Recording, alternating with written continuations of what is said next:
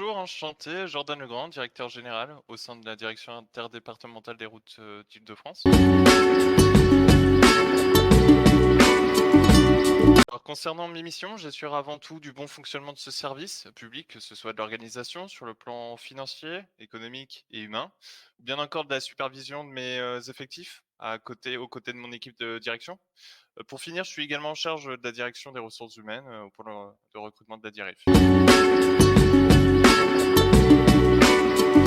En termes de missions assez courantes, un agent d'exploitation des routes s'occupe de la sécurisation des accidents de la route ou de véhicules en panne sur le réseau routier en établissant un dispositif adapté à la situation. Alors au quotidien, là où je suis, le travail ne manque pas, donc c'est une charge de travail et de responsabilité très importante et diversifiée avec une liste de tâches à accomplir qui peuvent varier considérablement d'un jour à l'autre. Ces tâches, peuvent inclure des réunions, des prises de décision, de la communication constante entre mon équipe, de la gestion des problèmes, de la supervision au plus près de mes effectifs et beaucoup, de travail administratif. En dehors de cet aspect de mon travail, je reste tout de même un agent, d'exploitation de la route, auquel j'effectue toutes les missions possibles qui sont liées à ce domaine. Pour être honnête, je ne suis pas arrivé à ce poste de directeur en un jour. J'ai dû auparavant travailler avec acharnement pendant plusieurs mois afin d'évoluer échelon par échelon dans ce merveilleux métier, sous, plusieurs directions jusqu'à enfin, tenter ma chance, un jour dans le but d'obtenir, mon poste que j'exerce aujourd'hui. Oui, en effet, avant de travailler à la DIR, j'ai eu l'occasion de découvrir d'autres domaines qui m'intéressaient, dont notamment la fonction de police nationale, de la gendarmerie, nationale également. J'ai aussi pu travailler quelque temps en dehors de la fonction publique, en commençant par être employé dans un garage automobile, puis employé au taxi. Pour ma part, je n'ai pas réellement, pu rencontrer de difficultés pour, trouver un emploi que je désirais faire.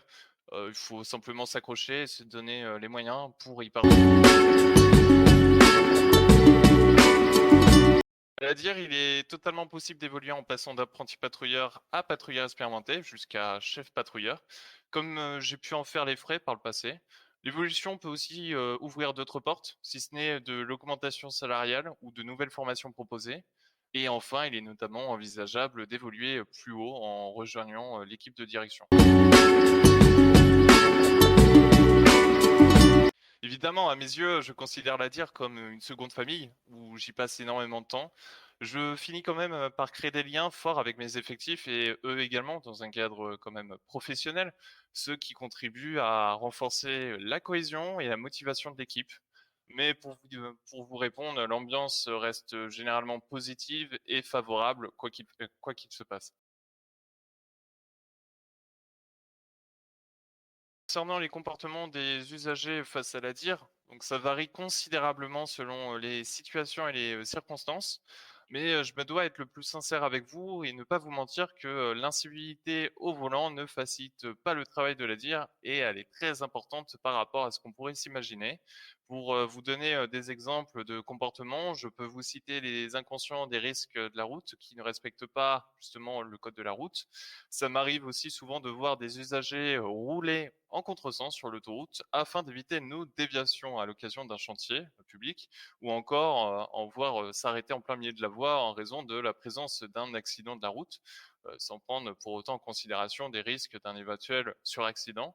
Alors de mon expérience, je peux aussi vous citer à l'occasion des travaux ou de forts ralentissements de circulation, de l'impatience et de la frustration chez les usagers qui a pour conséquence des manques de respect, voire de critiques à l'égard des patrouilleurs sur le terrain. Même si pour y remédier, nous continuons à dire de travailler à maintenir une communication ouverte et transparente avec des usagers en fournissant des informations claires et en cherchant à répondre aux préoccupations des usagers.